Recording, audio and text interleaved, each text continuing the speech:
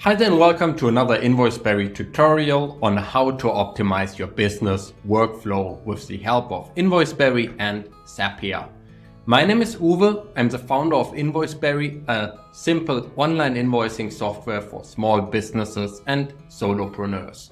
Today we're looking how to optimize your workflow with Google Contacts. Whenever you add a client in InvoiceBerry, you automatically can add that client in Google Contacts with this workflow. So let's get right into it. You can see I don't have any contacts yet in my Google Contacts account. And let me go to Zapier, and we want to connect InvoiceBerry to Google Contacts. All right. So as a trigger, what we want is whenever a new client is added in InvoiceBerry, we want to add that client in Google Contacts. So create a contact. And let's click on try it. And as a first step, we have to connect InvoiceBerry to Zapier and then Google Contacts to Zapier in order to get this started. All right, let's click on connect here. So for InvoiceBerry, we need an API key and an API password. For that, go to your InvoiceBerry account, click on Settings, Main Settings and Integrations. And here under API Preferences, you can copy the API key. Let's go back to the pop-up, pop that in here, go back to InvoiceBerry, take the API password, copy it, paste it here and click on Yes, Continue. Perfect. So InvoiceBerry is now connected with Zapier. So let's click on Next. Now Zapier is getting the last client from our InvoiceBerry account just to have it as a sample client in the editor. Let's connect our Google Contacts account. Okay, perfect. So this is my Google account. I just selected. I click on Allow, and that's it. It's as simple as that. Let's just click on Next. And now I can select what sort of fields I want to send from InvoiceBerry to Google Contacts.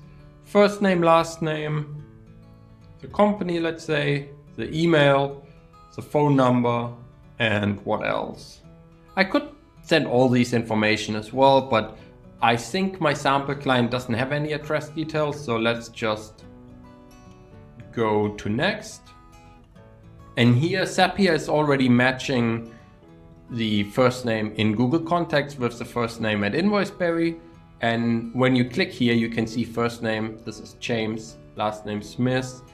And if you check my InvoiceBerry account, go to Clients, and here we have it, James LLC is a company name, and under Contacts you see James Smith here. I didn't leave a phone number, so that won't be imported to Google Contacts, but you could do that. So let's click on Company and also find the company name here, email, and the phone number, but I think that's empty, right? But okay, let's click on Next.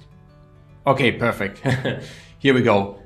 James Smith. So this is how the data should be sent to Google Contacts, but now we can also send a test to really make sure it worked.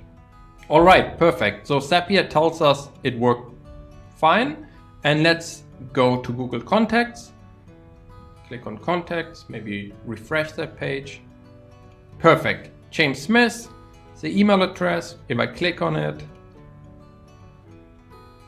on the contact here, yes, here's the company name, and obviously we could have added a phone number and address details if we wanted to. As a last step, just go down here, click on Next, and click on Turn on Zap, and that's about it. Thanks a lot for listening, and if you've got any questions on how to further optimize your business and your workflows and how to automate it with the help of InvoiceBerry and Zapier, please leave it in the comments below and I'm happy to help you. Have a great day and happy invoicing. Bye bye.